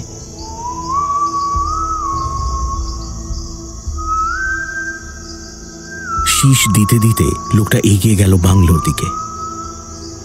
খানিক পরে একটা ভারী পায়ের আওয়াজ শোনা গেল। এদিক ওদিক তাকাতে তাকাতে শীষ দিচ্ছে, কিন্তু যেন হতভম্ব। তখন বাড়ির দিক থেকে একটা মূর্তিকে ছুটতে ছুটতে আসতে দেখা গেল তার দিকে। এই লোকটা চাপা গলায় বলল, Sita. Who are you? Sita, আমি পিটার। না, হতে পারে না। পিটার তো ওখানে কুকুরগুলোকে সামলাচ্ছে। কি যাতা বলছো, আমাকে চিনতে পারছো না? তাহলে ওই লোকটা কে যে কুকুরগুলোর সঙ্গে আমার জানলার নিচে গিয়ে ঠিক তোমার মতো করে ডাকলো? Sita, we are trapped. Let's run. ওরা উধাও হয়ে গেল। মিনিট খানিকের মধ্যেই অমল সোম বেরিয়ে এলেন বাংলোর দিক থেকে। অমলদা, ওরা পালিয়েছে এই দিক দিয়েই। জানি, আমার একটু দেরি হয়ে গেল। মিস্টার রায়ের মেয়ের সাথে ইলোপ না করা পর্যন্ত পিটারের উপরে কোনো চার জানা যাচ্ছিল না। আজ সে এসেছিল সীতাকে 2 দিন অপেক্ষা করার কথা বলতে, কিন্তু পরিস্থিতির চাপে আজই নিয়ে যেতে হলো। চলো থানায় যাব। থানায় কেন? বিষ্টু সাহেবকে আগেই বলে দিয়েছিলাম সেইখানে থাকতে। মিনিট 15-র মধ্যে থানায় পৌঁছে দেখা গেল সেখানে বিরাট হ্যাজাক জ্বলছে আর সামনে পার্ক করা রয়েছে গোটা 3 গাড়ি। অর্জুনরা ভেতরে ঢুকতেই বিষ্টু সাহেবকে দেখতে পেলেন। বাজারের মুখে ওদের ধরে ফেলেছে। ওই ন্যাড়া মাথা দুবার গুলি চালিয়েছে, কিন্তু এদিকে শুনছি মেয়েটা কিছুতেই স্বীকার করছে না যে ওকে জোর করে নিয়ে যাওয়া হচ্ছিল। এই কেস তো টিকবে না। নিশ্চয়ই টিকবে। পিটার গুলি চালিয়েছিল, বেআইনি আর্মস রেখেছিল, সেটাই যথেষ্ট। কেস তো পিটারের বিরুদ্ধে। ইতিমধ্যে ওসি এবং দুজন মহিলা কনস্টেবল সীতাকে নিয়ে এসেছিল। তাকে দেখেই চমকে উঠল অর্জুন। সকালে লম্বা চুলটা কি তবে পরচুলা? এখন কানের ওপর থেকে অনেকখানি দুপাশে কামানো, শুধু মাথার মাঝখানে সরু করে ছাঁটা চুল। মেয়েটি তাকে দেখে ঘৃণা ভরে থুথু ফেলল মাটিতে। গল্পটা এখানে শেষ হয়ে যেতে পারত, কিন্তু হল না। জলপাইগুড়িতে এবার জব্বর শীত পড়েছে। করলা নদী পেরিয়ে হাকিমপাড়ায় ঢুকতেই মনে হলো নির্জনতা চারধারে থম মেরে আছে। হাবু যথারীতি বাগানে কাজ করছিল। অর্জুনকে দেখে একগাল হাসি নিয়ে উঠে দাঁড়ালো। তার দিকে হাত নেড়ে বারান্দায় উঠতেই একটা সাইকেল রিকশার আওয়াজ পেয়ে পিছনে ঘুরল অর্জুন। দেখল একটা সুটকেস হাতে রিকশা থেকে নামছেন বিষ্টু সাহেব। আরে আসুন আসুন আসুন, আপনি আসবেন জানতাম না। আমিও কি ছাই জানতাম। তোমার দাদাকে দেখছি না। বোধহয় সাধনা গৃহে আছেন। কখন নামবেন তা জানি না। ওই যে পায়ের শব্দ পাচ্ছি, তিনি আসছেন মনে হয়। এই যে স্যার, নমস্কার। নমস্কার। Good morning. তা হঠাৎ বিদেশ যাত্রা কেন? বিদেশ যাত্রা? কালিম্পং থেকে জলপাইগুড়ি বিদেশ যাত্রা বলছেন? ডেইলি প্যাসেঞ্জারি করা যায় মশাই? হ্যাঁ, তা যায়, কিন্তু সুটকেসের গায়ে আজ সকালে নাম ঠিকানা লেখা লেবেল সেঁটেছেন। জলপাইগুড়ি আসতে নিশ্চয়ই সুটকেস হারাবার ভয় করতেন না। ওফ, আপনার চোখ এবং বুদ্ধি অতুলনীয়। ওসব থাক, যাচ্ছেন কত দূর? সেইটাই তো বলতে আসা। আমার এই অনুরোধে আপনি না করতে পারবেন না। বিষ্টু সাহেব পকেট থেকে একটা টেলিগ্রাম বের করে অমল সোমের সামনে ধরলেন। অনেকগুলো ইংরেজি শব্দের মধ্যে অর্জুন শুধু একটি শব্দ আবিষ্কার করল, চণ্ডীগড়।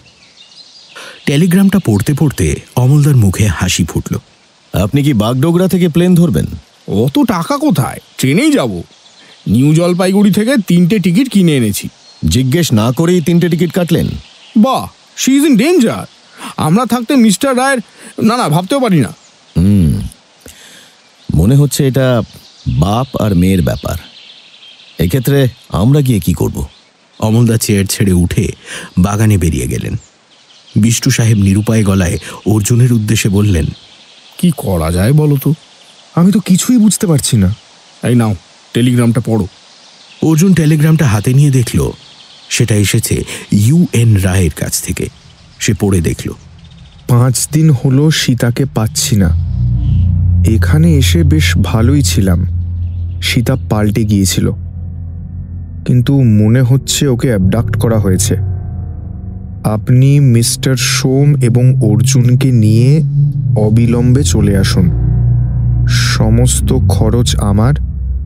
আপনাদের অনুগ্রহ চাইছি। UN রায়। কালিম্পংয়ের ঘটনার পর উপেন্দ্রনারায়ণ রায় পাঞ্জাবে চলে গিয়েছেন। সেখানেই বিশাল ডেয়ারি খুলেছেন। বিষ্ণু সাহেবের মুখে অর্জুন শুনেছিল যে সীতার মধ্যে নাকি দ্রুত পরিবর্তন এসেছে। খুব শান্ত হয়ে গিয়েছে সে। অমলদা ঘরে ফিরে এসে চেয়ারটাতে জমিয়ে বসলেন, মুখে আলগা হাসি। বললেন, আপনার টিকিট কোন ট্রেনের? তাতে কি প্রয়োজন আপনার? এই যে লাইনটা, মনে হচ্ছে ওকে অ্যাবডাক্ট করা হয়েছে। তার মানে মেয়েটির মন এই ধরে নিয়ে যাওয়ার বিরুদ্ধে। আমার কোনো গাছ যদি এই পরিবেশের সঙ্গে মানিয়ে নিয়ে বড় হতে চায়, আর কিছু পোকা যদি সেই ইচ্ছেটাকে মেরে ফেলতে আসে, তাহলে অবশ্যই প্রতিরোধ করব। অর্জুন, প্রচুর পরিমাণে গরম পোশাক নিও, ওখানে খুব শীত। বিষ্টু সাহেবের পরিকল্পনা নাকচ করে দিয়ে অমলদা ঠিক করলেন প্রথমে কলকাতা যাওয়া হবে দার্জিলিং মেলে, সেখান থেকে দিল্লি কালকা মেলে চণ্ডীগড়। কলকাতা আসার পথে একটাই উল্লেখযোগ্য ব্যাপার দেখেছিল অর্জুন। দার্জিলিং মেলের টয়লেটে কয়েকটা ছেলে মাল স্মাগল করছিল। তাদের মধ্যে একজনের হাত কাটা। গভীর রাতে অর্জুন দেখে অমলদার চাপা গলায় তাকে কিছু বলছেন, আর সেই ছেলেটা মন দিয়ে শুনছে। শিয়ালদার কাছে একটা হোটেলে এসে উঠল ওরা। সন্ধেবেলা হাওড়া স্টেশন থেকে ট্রেন। ফার্স্ট ক্লাসে 3টে টিকিট হয়েছে কালকা মেলে। অমলদা কোথাও বেরোবার আগে অর্জুনকে বললেন, আমি সোজা স্টেশনে চলে যাব, তুমি আমার সুটকেসটা হোটেল থেকে নিয়ে যাও। আসি। সোমবাবুর কি হয়েছে বলো তো? আমাদের থেকে এত দূরে দূরে থাকছেন কেন? কাজ টাজ আছে বোধহয়, আজ রাত থেকে তো একসঙ্গেই থাকবো। টিকিটগুলো দেখেছো? তোমার আর আমার একটা কুপে, ওনারটা অন্য একটায়। সন্ধে নাগাদ অর্জুন আর বিষ্টু সাহেব চলে এলো হাওড়া স্টেশনে। চারপাশে ব্যস্ততা। ট্রেনে একজন সন্ন্যাসীও যাচ্ছেন, সঙ্গে 2 শিষ্য। তারা দুজন অর্জুনকে দেখে নিচু গলায় বাবাজিকে কিছু বলল। গুরুদেব প্রসন্ন মুখে চোখ বন্ধ করে হাসতে লাগলেন। অর্জুনের অস্বস্তি লাগল। অমলদা এলেন ট্রেন ছাড়ার মিনিট 10 আগে। কাঁধে একটা ভারী ঝোলা। হাওড়া ব্রিজে কোনো গাড়ি চলছে না, এত জ্যাম। ওহ, আজ সারাদিন খুব খাটনি গেল। সীতার ব্যাপারটা নিয়ে কি চিন্তা করলেন? সীতা? আরে ইউএন রায়ের মেয়ে সীতা, যার জন্য আমরা যাচ্ছি। ও হো, আরে ওকে নিয়ে চিন্তা করবার কোনো দরকার আছে কি? আমার টিকিটটা দিন, ঘুম পাচ্ছে। তোমরা রাতের খাবার বলে দিও, আমি সেরে এসেছি। কাল সকালে দেখা হবে, কেমন? Good night. রাতে চিকেন রুটি অর্ডার দিয়ে বিষ্টু সাহেব পোশাক বদলাতে গেলেন। অমলদা কাঁধের ঝোলাটা ফেলে গিয়েছেন। অর্জুন সেটা খুলে দেখল, তাতে রয়েছে একটা টেপ রেকর্ডার। হঠাৎ এটা সঙ্গে নিলেন কেন? এমন সময় কূপের দরজা খুলে ঢুকলেন বিষ্টু সাহেব, হাতে একটা মিষ্টির প্যাকেট। এইটা কি বলো তো? প্রসাদ, বিনি পয়সায়। ট্রেনের কামরায় আপনাকে প্রসাদ দিল কে? ওই এক সন্ন্যাসী। আমি টয়লেট থেকে বেরোচ্ছি আর উনি ঢুকছেন, কাঁধের ঝোলা থেকে প্যাকেটটা বের করে আমায় দিলেন। খাবে নাকি? না, আপনিও খাবেন না। আর উনি কি ভাষায় কথা বললেন? নো টক, একদম মৌনি। এত লোক থাকতে আপনাকেই সন্দেশের প্যাকেট দিতে যাবেন কেন? কেউ ঝোলা কাঁধে টয়লেটে যায়? দূর, তোমরা বড্ড সন্দেহ বাগিস। এই টেপ রেকর্ডারটা কোত্থেকে পেলে? অমলদার। ব্যাটারি, ক্যাসেট সবই তো ভেতরে আছে দেখছি। শোনা যাক, কি বলো? ট্রেন তখন ঝড়ের বেগে ছুটছে। অর্জুন রেকর্ডারের সুইচটা টিপতে কয়েক সেকেন্ড টুংটাং শব্দ হলো। তারপর কালকা মেলের চাকার শব্দ ছাপিয়ে একটা আর্তনাদ ছড়িয়ে পড়ল। যেন 10টা বুনো মোষকে ছেড়ে দেওয়া হয়েছে এবং তারা যে যার খুশি মতো দৌড়ে বেড়াচ্ছে। অর্জুন বুঝল, একটা মেয়েলি গলা বলছে, আমি বলতে চাই কেউ ভালো নেই। নানা রকম শব্দ এমন জগা খিচুড়ি পাকিয়ে যাচ্ছে যে সেটা সুর বলা চলে না। অর্জুন রেকর্ডারটা বন্ধ করে দিল। ওর চোখের সামনে পাঙ্কতে নিয়ে লেখা সেই বইয়ের মলাটে থাকা মেয়েটার ছবি ভেসে উঠল। এই গানটা ওদেরই নয় তো? নাহলে অমলদা সারাদিন গা ঢাকা দিয়ে এই ক্যাসেট নিয়ে ফিরবেন কেন? তাদের শুনতে দেওয়ার জন্যই তিনি ঝোলাটা এখানে রেখে গিয়েছিলেন। মিস্টার রায় যখন সীতাকে নিয়ে চণ্ডীগড়ে চলে গেলেন তখন তাকে দেখেছিলেন? হ্যাঁ, আমি ওদের সি অফ করেছিলাম। কেমন বিহেভ করছিল তখন মেয়েটি? খুব ভালো, খুব শান্ত। সেই কাণ্ডর পর বেশ চুপচাপ হয়ে যায়। বিকট পোশাক পরতো না, চুল রং করতো না, চুপচাপ লনে বসে থাকতো। শেষের দিকে আমার সঙ্গে বেশ ভাব হয়ে গিয়েছিল। কিন্তু এমন কি পরিস্থিতি হলো যাতে মিস্টার রায় বাধ্য হলেন কালিম্পং ছাড়তে? সম্ভবত ভয় পাচ্ছিলেন। তাছাড়া মিসেস রায় কালিম্পংকে আর নিতে পারছিলেন না। মিসেস রায় কবে এসেছিলেন? চণ্ডীগড় যাওয়ার কিছুদিন আগে। গিয়ে অবধি তেমন যোগাযোগ ছিল না। তারপর এই টেলিগ্রাম পেলাম। ডিনারের পালা চুকিয়ে বিষ্টু সাহেব শুয়ে পড়লেন। অর্জুনের মনে হলো অমলদাকে সাধুর কথাটা বলে আসে। পাশের কিউবিকলের দরজা আলতো চাপ দিতেই খুলে গেল। সবাই ঘুমোচ্ছে। থাক তবে। নিজের কূপে ফিরে এসে টেপ রেকর্ডারটা তুলতেই অর্জুন দেখল ক্যাসেটটা নেই। কেউ সেটা বের করে নিয়েছে। ট্রেনটা দাঁড়িয়ে গিয়েছিল। শীত যেন হাড়ে টোকা মারছে। গত সন্ধ্যায় দিল্লিতেও এত ঠান্ডা ছিল না। ক্যাসেট খোয়া যাওয়ার কথা শুনে অমলদা বলেছিলেন, কলকাতা শহরে কিছু মানুষ উদ্ভট নেশার জন্য বিখ্যাত। তেমনি একজনের থেকে 2টো ক্যাসেটে গানগুলো রেকর্ড করি। একটা হারিয়েছে, একটা আমার কাছে। কিন্তু বন্ধ কূপের মধ্যে টের পেল কি করে? নিশ্চয়ই কেউ শুনতে পেয়েছিল। আর এটা খুবই আনন্দের যে তাদের কেউ আমাদের সঙ্গেই যাচ্ছেন। অর্জুন করিডোরে দাঁড়িয়ে ভাবছিল সেটা কে হতে পারে। চোর এই কামরাতেই রয়েছে। বাইরে কুয়াশা ঢাকা একটা প্ল্যাটফর্ম চোখে পড়ছে। বাল্বগুলো ভূতের চোখের মতো জ্বলছে। মোটা কোট আর প্রায় মুখ ঢাকা টুপি পরা একটা লোক পাশের কূপে থেকে বেরিয়ে সুটকেস হাতে দরজার দিকে চলে গেল। অর্জুন নিজেদের কূপের সামনে আসতেই দেখল অমলদা দাঁড়িয়ে। চটপট তৈরি হয়ে নাও, আমরা এখানে নামব। ভোর হয়ে এলো, কুয়াশায় ট্রেন ছাড়তে বেলা হতে পারে। সেক্ষেত্রে চণ্ডীগড়ে পৌঁছতে 9টা-10টা বেজে যাবে। কি ঠান্ডা, বাপরে বাপ!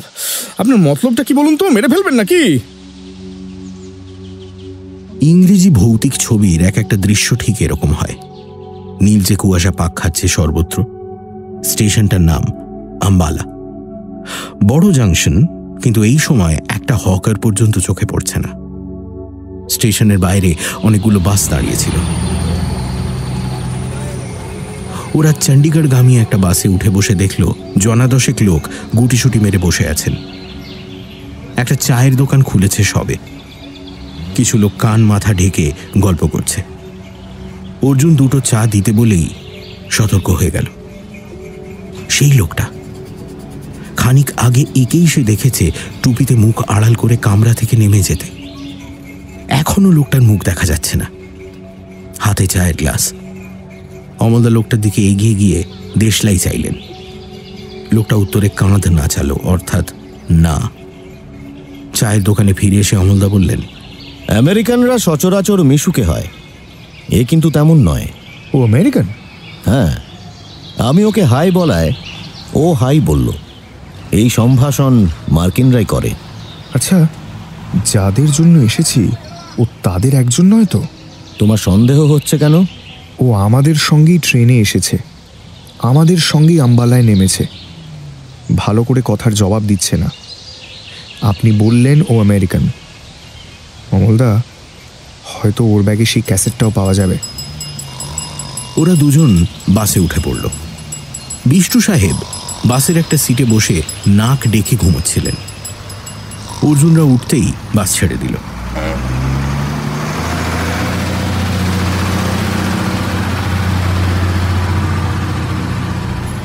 যাত্রীর সংখ্যা 10-15। আবার চোখে পড়ল সেই লোকটা। একদম শেষ সিটে জানলার ধারে একা বসে আছে। ঝুঁকে থাকায় মুখটা দেখা যাচ্ছে না। বাসটা বেশ জোরে ছুটছিল। বিষ্টু সাহেব ঘুম থেকে উঠে হাসি হাসি মুখে জানলা দিয়ে বাইরে দেখছেন। হঠাৎ বাসের পিছন থেকে একটা চিৎকার ভেসে এলো। ওরা চমকে উঠে পেছনে তাকাতেই কন্ডাক্টরের ভীত মুখ দেখতে পেল।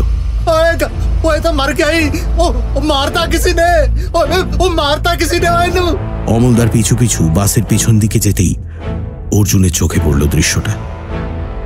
লোকটা হেলান দিয়ে রয়েছে জানলায়। তার কানের নিচ থেকে রক্তের ধারা বুকের ওপর নেমে এসেছে। চোখ বন্ধ, শরীর নিথর।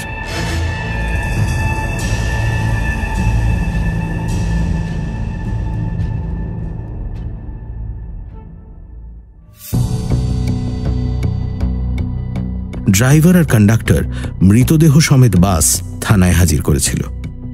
থানায় জানা গেল মৃত লোকটার নাম বিল গার্টরুড, বাড়ি আমেরিকার বাফেলো শহরে।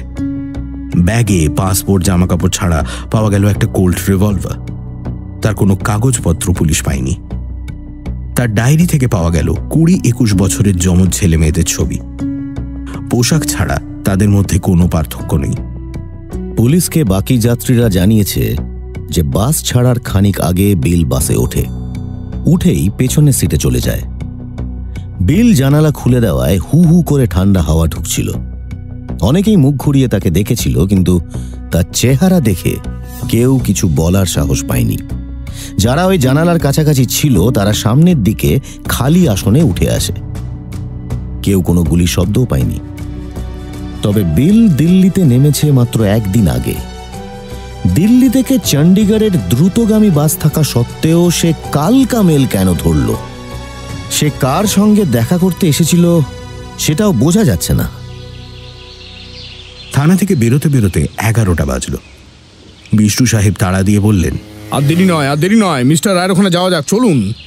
আপনি বরং একাই যান, আমরা এদিকে কোনো হোটেল খুঁজে নিচ্ছি। হ্যাঁ, একা যাব? খেপেছেন আপনি? একটা সাহেবের লাশ পড়ে গেল আর আমি দল ছাড়া হব? অসম্ভব। একটা অটোতে ঠাসাঠাসি করে বসলো ওরা তিনজন। চণ্ডীগড় খুব সুন্দর শহর, চওড়া ঝকঝকে রাস্তা, দুপাশের বাড়িগুলোর গড়ন খুবই আধুনিক। অর্জুনের মাথায় একটা কথা ঘুরছিল। গুলিটা এসেছিল জানলা দিয়েই। বাসের ভেতর থেকে গুলি করলে কারোর নজরে পড়তই। তখন এত কুয়াশা ছিল যে খুনি সুবিধে পেয়েছিল। বিল মাত্র একদিন আগে এই দেশে এসেছে, অন্য কাউকে কামরা থেকে নামতেও দেখিনি। কিন্তু খুনি ওর কথা জানতো। বিলকে ওরা কোনো বিশেষ কাজ করা থেকে থামিয়ে দিল। কি সেই কাজটা? অটোটা ঠিকানা মিলিয়ে বিদেশি কায়দায় তৈরি একটি বাড়ির সামনে পৌঁছে দিল। প্রায় 6 ফিট উঁচু পাঁচিলের ওপর এক মানুষ পর্যন্ত কাঁটা তারের ফেন্সিং। দুর্গের মতো এই বাড়িতে অনুমতি ছাড়া ঢোকা অসম্ভব। বিষ্ণু সাহেব দারোয়ানের দিকে তাকিয়ে বললেন, হাম লোগ কালিম্পং সে আয়া হ্যায়। দারোয়ান যখন সন্দিগ্ধ চোখে তাদের দিকে দেখছে, এমন সময় একজনের গলা পাওয়া গেল। কণ্ঠে বেশ ব্যক্তিত্ব রয়েছে। उन लोगों को आने दो। আরে মিসেস রায়, নমস্কার। এরা আমার বন্ধু। ইনি অমল সোম আর ইনি নিশ্চয়ই অর্জুন। আপনারাই তো কালিম্পংয়ে মিস্টার রায়ের সাহায্য করেছিলেন। আসুন, ভিতরে আসুন। আচ্ছা, মিস্টার রায় কোথায়? আছেন, কিন্তু অসুস্থ। 3 সাতেক আগেই ওনার একটা মাইল্ড অ্যাটাক হয়ে গেছে। ডাক্তার বলেছেন কমপ্লিট রেস্ট নিতে। উনি আপনাদের খুব এক্সপেক্ট করছেন। আপনারা ফ্রেশ হয়ে নিন। সুরিন্দর, ইন লোগো কা সামান আন্দর রাখ দো। আমরা বরং আসি, বিষ্ণু সাহেব নয় এখানে থাকুন। তার মানে আপনারা এখানে থাকছেন না? মিস্টার রায় তো আপনাদের এখানে থাকতে বলেছেন, কিন্তু হোটেলে থাকলে আমার কাজকর্মের সুবিধা হবে। অবশ্য তার আগে আমি রায় সাহেবের সঙ্গে কিছু কথা বলতে চাই। ঠিক আছে, আগে ফ্রেশ হয়ে খাওয়া দাওয়া সেরে নিন, তারপর ওনার সঙ্গে কথা বলে সিদ্ধান্ত নেবেন। খাওয়া দাওয়ার পর মিস্টার রায়ের সঙ্গে দেখা করতে যাওয়া হলো। ভদ্রলোক বারান্দায় একটা ইজি চেয়ারে বসেছিলেন। এই কমাসে তার চেহারা ভেঙে গিয়েছে। ধরা গলায় বললেন, আপনারা এসেছেন বলে আমি কৃতজ্ঞ। ডাক্তার আমায় শুয়ে থাকতে বলেছেন, কিন্তু এই যে কি যন্ত্রণা। আসলে পাংদের সঙ্গে থাকলে আমার মেয়ে নষ্ট হয়ে যাবে। না না না না, আমি তা সহ্য করতে পারবো না। আমরা চেষ্টা করব মিস্টার রায়, সব শুনব।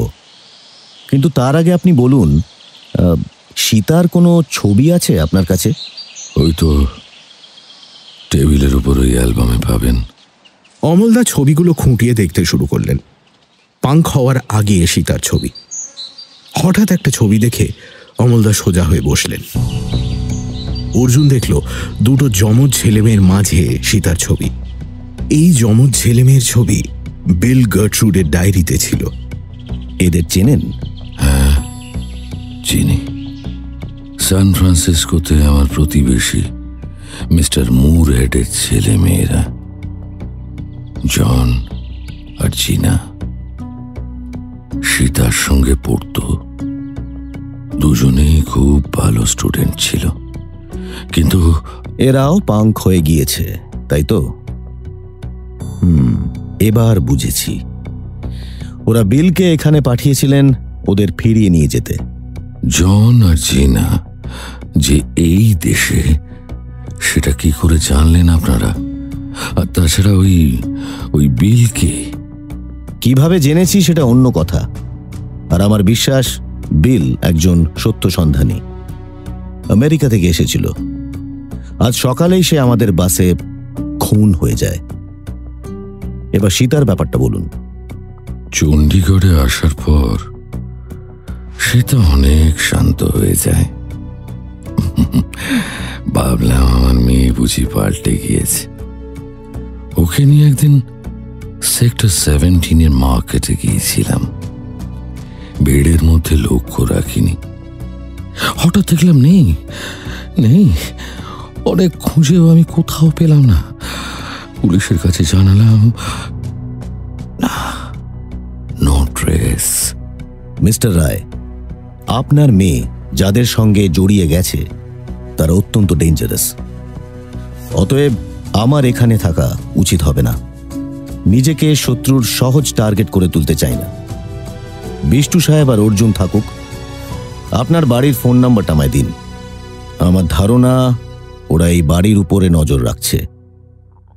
এখন আসি। বিকেলে বাড়ির লনে মিসেস রায়ের সঙ্গে দেখা হলো। উনি সেক্টর 17 বাজারে যাচ্ছিলেন। অর্জুনের মনে পড়ল ওই এলাকা থেকেই সীতা উধাও হয়ে গিয়েছিল, তাই মিসেস রায়ের সঙ্গে যাওয়ার আমন্ত্রণ নাকচ করল না। গাড়িটা বাজারের পার্কিং লটে চলে এলো। মিসেস রায় বললেন ওর কি একটা কাজ আছে, আধ ঘন্টা মতো লাগবে। আলোকিত দোকানগুলোর পাশ দিয়ে হাঁটছিল অর্জুন। হঠাৎ একজনকে দেখে থমকে দাঁড়ালো। আরে, ট্রেনের সন্ন্যাসীর সেই শিষ্যটার একটা না? গুরুদেব কোথায়? হাতে এত জিনিস দেখে মনে হচ্ছে অনেক দিনের রসদ নিচ্ছে। ব্যাপারটা কি? শিষ্যটার হাত 15 পিছনে হাঁটছিল অর্জুন। দুজনের মাঝে গায়ে চাদর দিয়ে আর একটা লোক। সে হঠাৎ চাদর ঠিক করতেই অর্জুন দেখল তার একটা হাত নেই। আরে, দার্জিলিং মেলে এই লোকটাই স্মাগলিং করছিল না? রাতে এর সঙ্গেই অমলদা কথা বলছিলেন। লোকটা হঠাৎ অর্জুনের পাশে দাঁড়িয়ে চাপা গলায় বলল, এই লোকটা বহুত বদমাস, একসঙ্গে যাওয়া উচিত হবে না ভাই। তুমি আমাকে চেনো? বাহ, ট্রেনে দেখা হয়েছিল তো। তুমি এখানে কেন? কেন জানো না? না। তাহলে আমার বলা ঠিক হবে না। তুমি দাঁড়াও এখানে। লোকটা যেদিকে গেল সেদিকটায় আলো নেই। অর্জুন একটা থামের আড়ালে দাঁড়ালো। তার চোখের সামনে দার্জিলিং মেলের দৃশ্যটা ভেসে উঠল। এই লোকটা আর তার সঙ্গী সাথী কি নিপুণ ভঙ্গিতে চোরাই জিনিস ট্রেনের টয়লেটে ভরছিল। মিনিট 10 পরে সে ফিরে এসে বলল, তাড়াতাড়ি কেটে পড়ো এখান থেকে, ওরা বোধহয় সন্দেহ করছে। অর্জুন দ্রুত পায়ে ফিরে এসে দেখল পার্কিং লটের মুখে মিসেস রায় গাড়িতে অপেক্ষা করছেন।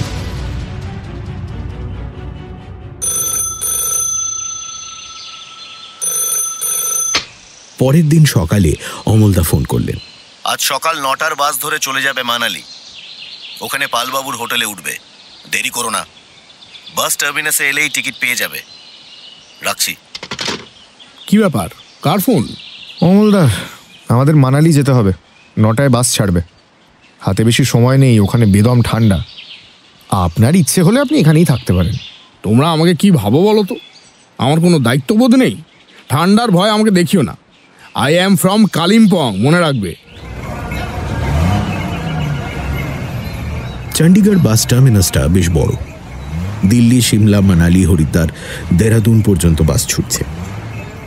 এইটি বাসের সামনে একজন বৃদ্ধ ভদ্রলোক লাঠির ডগায় একটা বোর্ড টাঙিয়ে দাঁড়িয়ে আছেন। তাতে লেখা 3rd পাণ্ডব অ্যান্ড BCP। আরে বাস, কোড ল্যাঙ্গুয়েজ, ইন্টারেস্টিং। এই যে sir, I am Bishnucharan Patranabish and he is Arjun, Manali জানেকা। কথাটা শোনা মাত্র লোকটা পকেট থেকে 2টো টিকিট বের করে বাসের দিকে দেখিয়ে দিলেন। বাস হর্ন দিচ্ছিল। অর্জুনরা উঠে বসা মাত্র ছেড়ে দিল।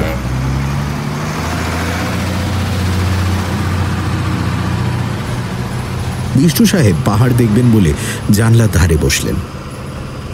বাসটা চমৎকার পিচের রাস্তা ধরে ছুটছিল। চারপাশে কেমন একটা রুক্ষ রুক্ষ ভাব। রোপার ছাড়িয়ে বিলাসপুর ঢোকার মুখে বিষ্ণু সাহেব হঠাৎ নির্বিকার মুখে অর্জুনের কোমরে খোঁচা মারলেন। কি হলো? আমাদের বোধহয় ফলো করা হচ্ছে। সামনের যে কোনো স্টপে নেমে পড়তে হবে। কি ফলো করছে? পাঙ্কস, 2জন, সামনের সিটে ডান দিকে। একটু আগে দুজনেই টুপি খুলেছিল, আমি দেখেছি। 100% ন্যাড়া সাহেব। তাছাড়া চোখ মুখে চাহনি খুব বিশ্রী। নেমে পড়তে হবে। কেন? বোকার মতো কথা বলো না। বিল কিভাবে মূল্য দেখনি? তার উপর জানলার ধারে বসে আছি। ধুর, কি যে বলেন! অমলদা যেভাবে মানালিতে যেতে বললেন তাতে মনে হচ্ছে মানালিতেই রহস্যের জট খুলতে পারে। মান্ডি ছাড়াবার পর থেকেই দম বন্ধ হয়ে আসছিল অর্জুনের। পাহাড় পেঁচিয়ে ওঠা রাস্তা এতটাই সরু যে মনে হচ্ছিল বাসটা এই হড়কে পড়ল খাদে। কুলুতে পৌঁছতে পৌঁছতে সন্ধে হয়ে গেল।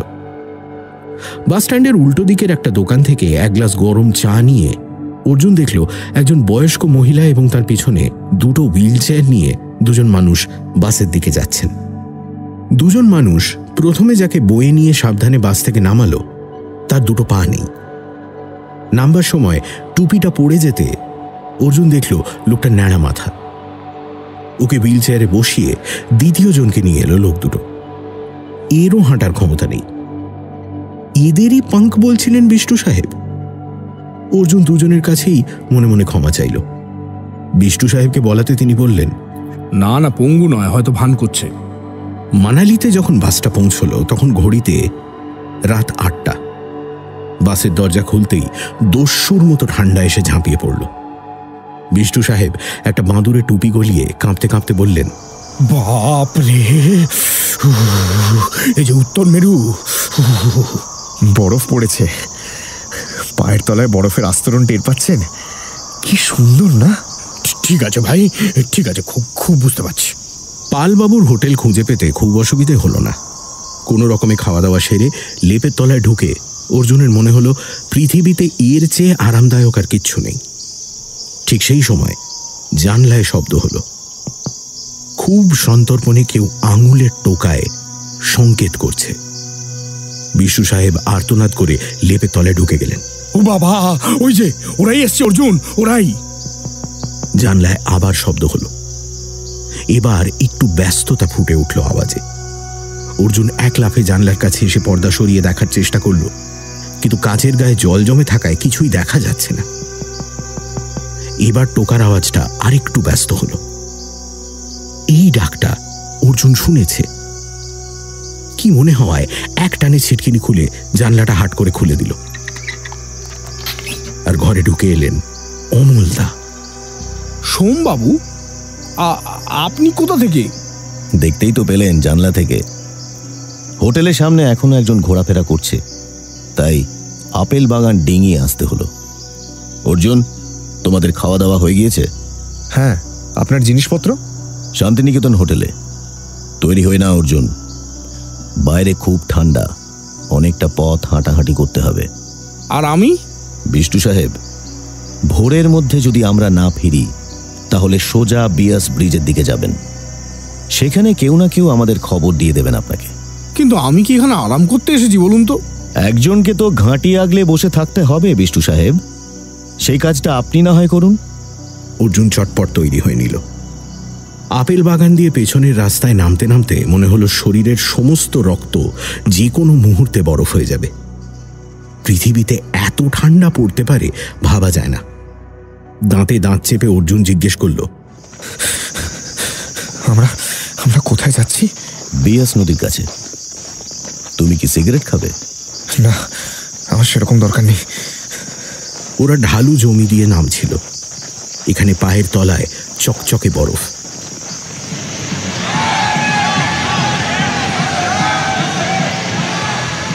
দূর থেকে একটা তীব্র বাজনার শব্দ পাওয়া গেল, সেই সঙ্গে উল্লসিত চিৎকার।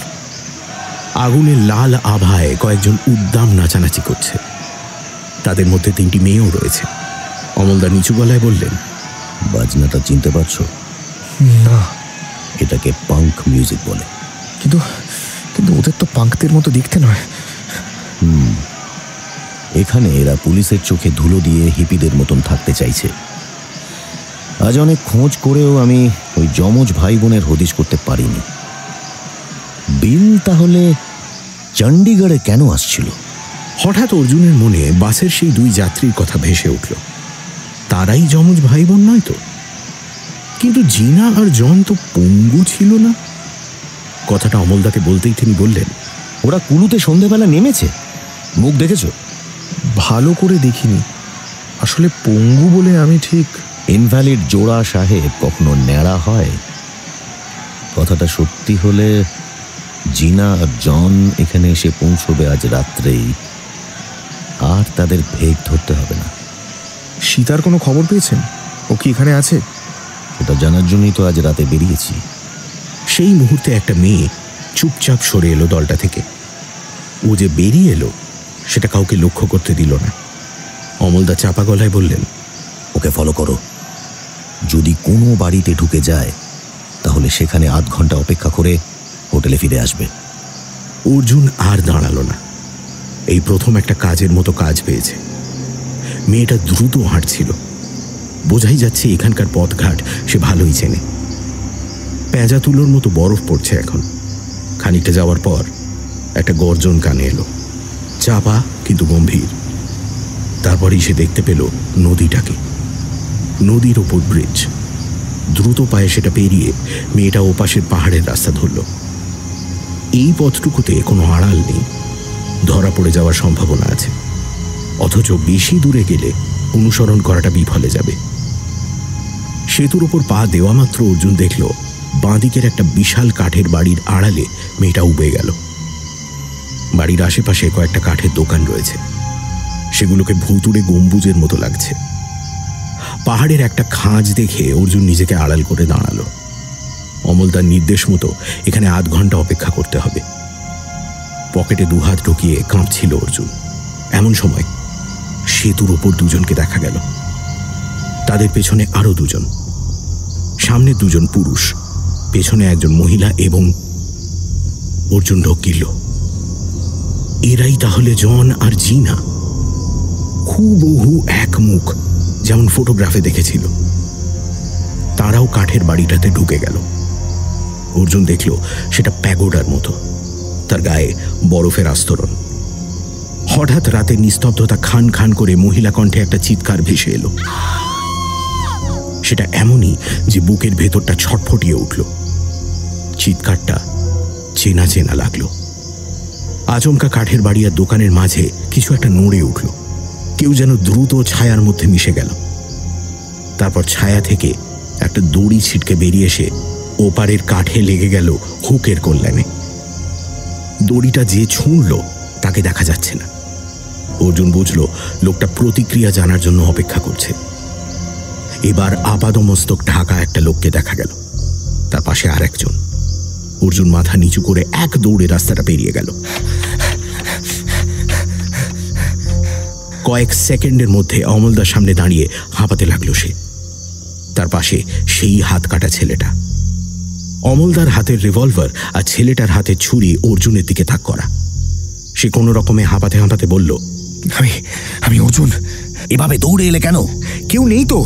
কেউ হয়তো ঘাপটি মেরে রয়েছে। জন আর জিনা এই বাড়িতে ঢুকেছে। স্বাভাবিক। এ বাড়ির ছাদে উঠতে পারবে? বেড়ালের মতন উঠতে হবে, একটুও শব্দ যেন না হয়। 15 মিনিটের মধ্যে দরজা না খুললে যা করার আমি করব। অর্জুন মুহূর্তের মধ্যে ঠান্ডার কথা ভুলে গেল। জেদের বসে দড়ি ধরে বাড়ির খাঁজে পা রেখে উঠতে শুরু করল সে। ঝুপঝুপ করে বরফ পড়েই চলেছে। ছাদের প্রথম পাটে পা রেখেই অর্জুনের মনে হলো কলজে ফেটে যাবে। সে ঝুঁকে দেখল অমলদারা আর ওখানে নেই। এই খাড়াই ছাদে হাঁটা যাবে না। ক্রল করে এগোতেই ঘষানোর শব্দ হচ্ছে। সে সামান্য দাঁড়িয়ে মাথা ঝুঁকিয়ে উপরের কার্নিশ স্পর্শ করল, তারপর শরীরটাকে শূন্যে ঝুলিয়ে উঠে এলো।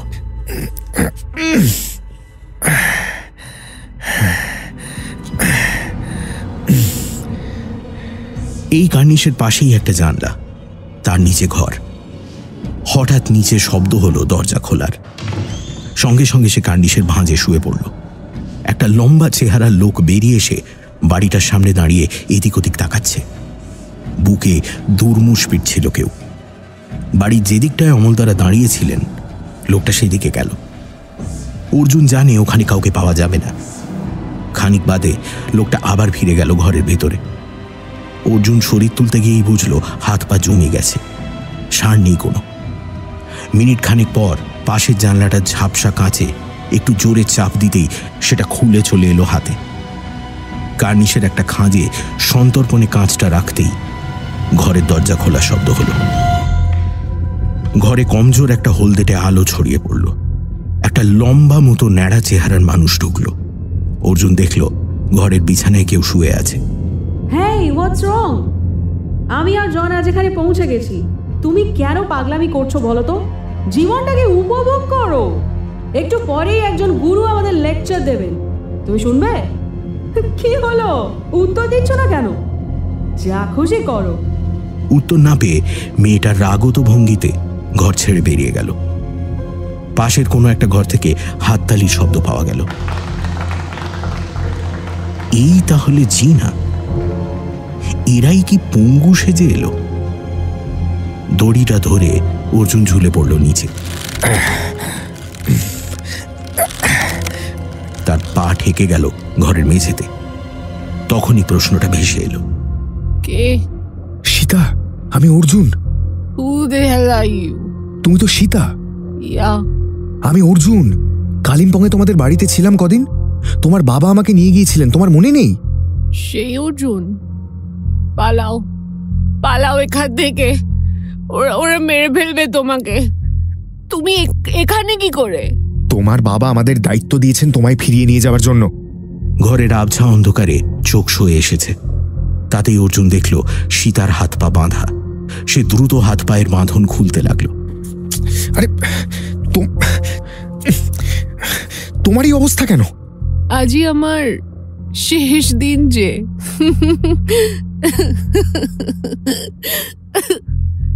উঠে দাঁড়াতে গিয়েই সীতার পা টলমল করে উঠল। অর্জুন ওকে বসিয়ে দরজাটা ঠেলতেই সেটা খুলে গেল। করিডোর দিয়ে পা টিপে টিপে এগিয়ে একটা হল ঘরের কাছে পৌঁছল সে। দেওয়ালের সঙ্গে প্রায় মিশে গিয়ে ভেতরে চোখ ফেলতেই সে চমকে উঠল। মেঝেতে শুয়ে বসে আছে বাঙ্করা, আর বেদিতে বসে সেই বাবাজি আর তার দুই শিষ্য। তিনজনই নেশাগ্রস্ত। প্রতিটা পাঙ্কের হাতে মাদকদ্রব্য। যে লোকটা দরজা খুলে বেরিয়েছিল সে উঠে দাঁড়িয়ে বলল, বয়েজ অ্যান্ড গার্লস, আজ আমাদের শেষ দিন। এই তিনটে লোককে আমরা বেশ মোটা টাকা দিয়েছি। আমাদের শেল্টারের জন্য এদের দরকার ছিল। এখান থেকে বর্ডার পেরিয়ে আমরা পাকিস্তানে ঢুকে পড়ব। করাচি এয়ারপোর্ট থেকে আমাদের প্লেন ধরতে হবে। But but but but but আমরা যাকে ফিরিয়ে নিতে এসেছিলাম সে আমাদের সঙ্গে বিট্রে করেছে। তাকে নিয়ে বর্ডার পার করা অসম্ভব, কিন্তু তাকে তো ফেলেও রেখে যেতে পারি না। So, boys and girls, my dear boys and girls, what you gonna do? Kill her, kill her, kill her, kill her. Yeah, that's what I wanna hear. Bring her here. Arjun দ্রুত ঘরে ফিরে এসে আবছা অন্ধকারে দেখল সীতা নেই। ওপরের দিকে তাকাতে দেখল একটা শরীর দেওয়ালের খাঁজে খাঁজে পা রেখে উপরে ওঠার চেষ্টা করছে।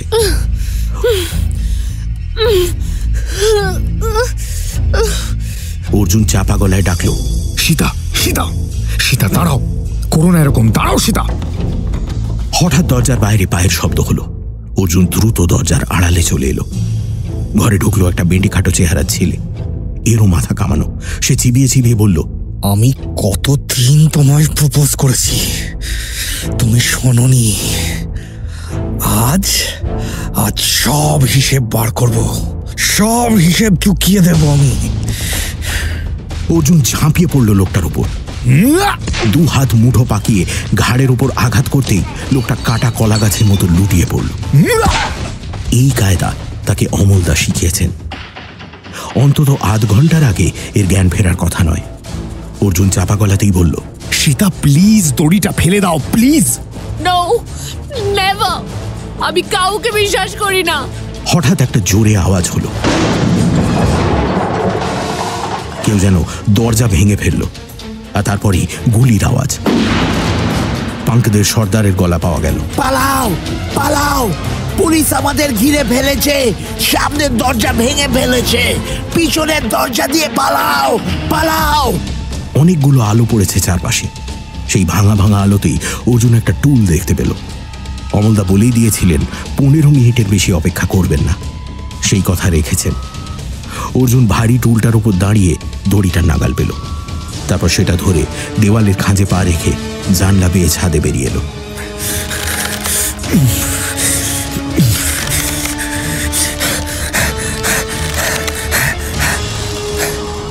হাওয়া যেন ছুরি বসালো গায়ে, কিন্তু এখন অষাঢ় হলে চলবে না। ডান দিকে বরফের ওপর দিয়ে কালো বিন্দুর মতো কি একটা ছুটে যাচ্ছে। অর্জুনের সাবধান হওয়ার সময় নেই। ছাদে জমে থাকা বরফে দুবার পা পিছলেও সে সামলে নিল। শরীরে বাকি থাকা শক্তি একত্রিত করে মাটিতে নেমে দৌড়ল বরফের ওপর দিয়ে। এতদিনে দুর্বলতা এবং পায়ের তলায় বরফ সীতাকে বেশি দূর যেতে দেয়নি। অর্জুন চিৎকার করল, সীতা! সীতা!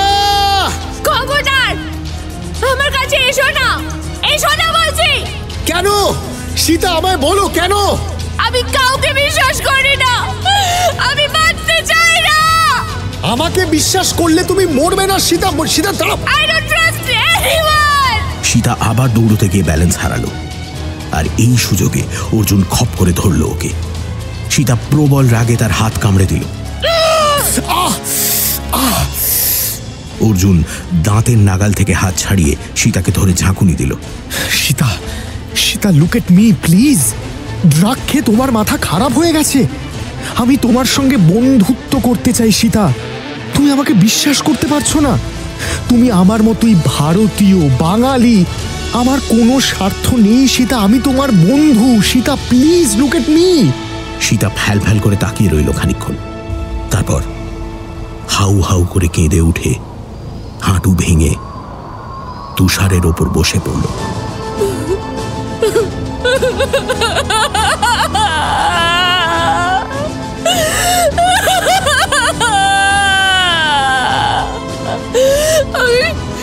আমি খুব খারাপ হয়ে গেছি, খুব খারাপ। না সীতা, না। সীতারা কখনো খারাপ হয় না, কখনো না।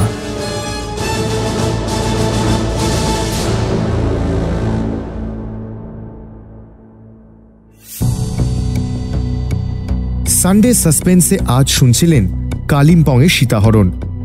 রচনা সমরেশ মজুমদার, গল্প পাঠে দীপ, অর্জুনের ভূমিকায় এবং গল্পের সূত্রধার অগ্নি, সীতার চরিত্রে দেবী, অমল সোম অংশুমান পাল, বিষ্ণু সাহেব সোমক, উপেন্দ্র নারায়ণ রায় রাজীব চট্টোপাধ্যায়, মিসেস রায় লাজবন্তী, গভর্নেসের ভূমিকায় ইভানা, জিনার চরিত্রে গোধূলি, বাস কন্ডাক্টর জোরাভার, অন্যান্য চরিত্রে মোহর, অত্রি, সব্যসাচী এবং পুষ্পল।